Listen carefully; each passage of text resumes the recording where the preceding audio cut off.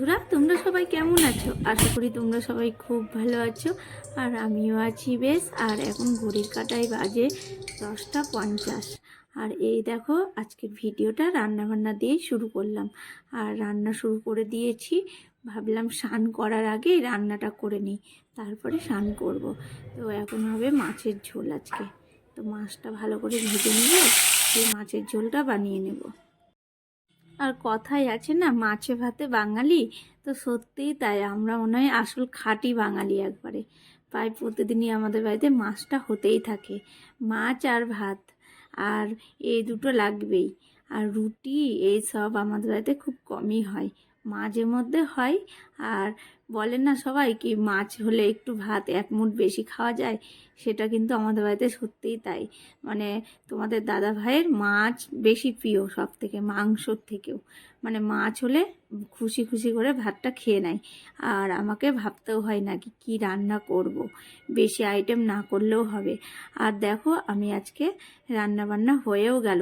মাছের ঝোল করেছি আর বেগুন ভাজা, আর কালকে ছিল চাটনি আর ফুলকপির তরকারি। তো ওটা গরম করে নিলাম। আর সবজি কি বলো তো, যতই অল্প করে করি রয়েই যায়, মানে বাসি থেকেই যায়, ফেলে দিব। তাই ভাবলাম গরম করে রাখি। খাওয়া তোমাদের দাদাভাই মনে হয় খাবে না, আমাকেই খেতে হবে। আমার পেটটাকেই আমি ডাস্টবিন বানাবো। আর ফেলতেও খুব মানে কষ্ট হয়, তাই গরম করে রেখে দিলাম সব কিছু। আর রান্না বান্না কমপ্লিট করে এই দেখো, গ্যাস মুছা, তারপরে বাসন ধোয়া, সব কিছু কাজ কিন্তু কমপ্লিট করে নিলাম। তারপরে ঘর মুছবো, দিয়ে স্নানটা সেরে নেব। আর এই দেখো, স্নান সেরে নিলাম, দিয়ে চলে আসলাম। স্নানের পরে যতটা রেডি হওয়া দরকার ততটাই রেডি হয়ে যাব। আর কি বলো তো, এটা ফাল্গুন মাস চলছে না? হ্যাঁ, এত গা হাত পা ফেটে যাচ্ছে না, কি বলবো। শীতকালেই আমার এত গা হাত পা ফেটেনি, ভেসলিং লাগাতে হচ্ছে শুধু। না তো গা হাত পা দিয়ে টান ধরছে কেমন একটা, ভালো করে ভেসলিং লাগিয়ে দিলাম। তো চলো এবার পুজোটা সেরে নেব। আর পুজোর বাসনটা আগে ধুয়ে রাখিনি, তাই এখনই ধুয়ে নিলাম। আর ঠাকুরের জায়গাটাও মুছে নিলাম। আর ফুল আজকে অল্প আছে, তাই দিয়েই করব। তুলসী পাতা নিয়ে আসলাম তুলে ছাদ থেকে। ওই গাছে মানে ওই ওপরের ছাদে অনেকগুলো তুলসী পাতা হয়েছে, তো ওখান থেকে নিয়ে চলে আসলাম। তো এখন পুজোটা সেরে নিয়ে তারপরে খাওয়া দাওয়াটাও করে নেব। আর আজকে আমাদের একটু বেরানোর আছে, এই টুকিটাকি কয়েকটা জিনিস কেনার আছে।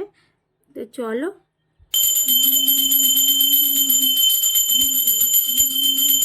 আর আমাদের এখানে জানো তো, আজকে সকালে দারুণ বৃষ্টি হয়েছে, তারপরে আবার দেখছি যাহা চকচকা রোদ উঠলো। এরকমই হচ্ছে। জানাবে তো তোমাদের ওখানে বৃষ্টি হচ্ছে কি না। এবার তাড়াতাড়ি বৃষ্টিটা শুরু হয়ে গেল। তো এই দেখো, খাওয়া দাওয়া সেরে আমি এখন রেডি হয়ে গেছি, এখন বেরিয়ে পড়লাম। ওই নিচে দিদি আর আমি যাচ্ছি। আর রাস্তা দিয়ে যেতে লেগে দেখো কত ফুল, দেখতে বেশ ভালো লাগছে। আমার ফুল দেখলে বেশ ভালো লাগে। আর রজনীগন্ধা ফুলের সেন্টটা না দারুণ লাগে। কাকে কাকে ভালো লাগে, আমাকে তো খুব ভালো লাগে। আর গোলাপ ফুল, মানে চারিদিকটাতে শুধু ফুল, ফুলেরই বাজার এসেছি। কেননা ফুল নেয়ার আছে, ফুল বেলপাতা এসব নিয়ে যাব। ওদের বাড়িতে পুজো আছে, ওই দিদিটার বাড়িতে, তাই জন্যই। তো চলো। আর আজকে গোলাপ ফুলের দাম জিজ্ঞেস করলাম, তো বলছে 4 টাকা 5 টাকা করে। আর প্রেম দিবসের দিন একটা গোলাপের দামই 30 টাকা 40 টাকা 50 টাকা এইরকম দাম ছিল, ভাবা যায়। তো সেদিন তাও কিন্তু গোলাপ কারোর কাছে ছিলই না, মানে শেষ হয়ে গেছিলো। আর আজকে দেখো এত দাম কম, কিন্তু মাসিদের কাছে অনেক গোলাপ নিয়ে বসে আছে, বলছে বিক্রি হচ্ছে না আজকে। তো সব কিছুরই একটা সময় থাকে, তাই না? তো যাই হোক, আমরা যেই জিনিস কাজে গিয়েছিলাম সেই কাজটা করা হয়ে গেল। আর একটা জিনিস ঘোরাতেও গিয়েছিলাম, তো ওটাও ঘুরিয়ে নিয়ে চলে আসলাম বাড়ি। আর তোমাদের সঙ্গে দেখা হচ্ছে রাত্রে। আজকে কিন্তু রাত্রে ভাত করব না, আজকে রাত্রে হবে পরোটা। আর পরোটার সাথে তো কিছু লাগবে, তো করব মটরের ঘুগনি। আর মটরটাকে সকালেই ভিজিয়ে রেখেছিলাম, কেননা মটর সেদ্ধ হতে একটু সময় লাগে, তাই জন্যেই। আর প্রেশার কুকারটাও জানো ঠিকঠাক সিটি পড়ছে না, তাই জন্য আরও সময় লেগেছে মটর সেদ্ধ করতে। তো ঠিকঠাকই সেদ্ধটা করে নামিয়েছি। আর এই দেখো, এখন ঘুগনিটা বানিয়ে নেব, তাই কষাচ্ছি ভালো করে। আর কষিয়ে টষিয়ে ঘুগনিটা একটু ঝোল ঝোল করে করব আজকে, কেননা মটরের ঘুগনি ঝোল ঝোল খেতে আমাকে বেশ ভালো লাগে। আর বাজারের ঘুগনি তো ও হো ভালোই লাগে, তাই না? কেন বললাম বলো তো বাজারের ঘুগনি বেশি ভালো লাগে, চপ ঘুগনি বিশেষ করে।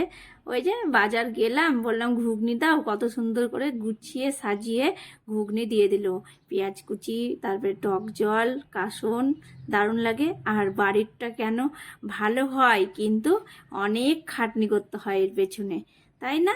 তো যাই হোক, আমার ঘুগনিটা ওইদিকে হয়ে আসছে, আর আমি ভাবলাম পরোটাগুলো বেলে নিই একটা একটা করে, আর পরোটাটা ভেজে নেব, তারপরে গরম গরম পরিবেশন করব। আর ঘুগনি দিয়ে পরোটা খেতে বেশ ভালো লাগে, তাই না? লুচি হলে তো জমে যায়, কিন্তু বেশি তেল থাকে লুচিতে, আর পরোটা আমি অল্প সামান্য তেল দিয়ে করেছি, বেশি তেল দিই না। আর এই দেখো, ঘুগনি নামানোর আগে আগে গরম মশলা দিয়ে ঘুগনিটা নামিয়ে নিলাম।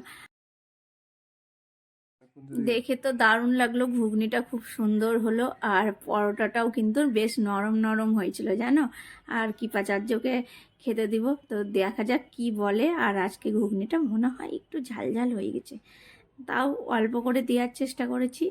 আর ওকে খেতে দেওয়ার পরে যদি ও বলে কি ঘুগনি আজকে ঝাল হয়েছে, তাইলে ওর হাতে খুন্তিটা ধরিয়ে দেবো, বলো তুমি কালকে থেকে রান্না করো, আমি রান্নাঘর থেকে বিদায় নিলাম, এটাই বলবো। তো যাই হোক, এই আমাদের এই সবই চলে খুনসুটি, এর মধ্যেই তো লুকিয়ে থাকে, তাই না, ভালোবাসা। তো চলো, খাওয়া দাওয়া সেরে নিয়ে এখন আমি বাসনটা ধুয়ে রাখছি। এই দেখো, বাসন ধুতে ধুতে মনে হয় রাত 11টা বেজে গেল। আর ওই ঘরে এখন যাব, তার আগে বাসনটা গুছিয়ে ভালো করে রেখে দেব। তবে অনেকটা কাজ আমার এগিয়ে থাকলো, সকালে আর টেনশন নাই, একটু ঘুম থেকে দেরি করে উঠলেও হবে। তো চলো গাইস, ভিডিওটা আজকের মতো এতটাই, কালকে আবার দেখা হবে নতুন কোনো ভিডিওই। আর তোমরা সবসময় ভালো থেকো, সুস্থ থেকো।